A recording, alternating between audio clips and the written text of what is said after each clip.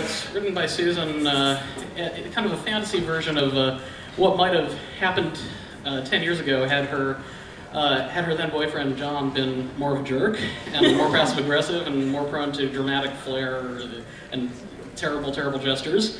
But fortunately he didn't. And they're now married, so... by the way, welcome to our second set, filled with guilt, angst, and fairy tales. This next song was 13 years in the making. I wrote a song back in 9th grade called Alone Together. And I'm not going to inflict it on you, but suffice it to say that the lyrics sounded like they were written by a 9th grader. Quasi-deep philosophical stuff, and anyway, so last year Susan and I decided to sit down and rewrite the whole thing from scratch.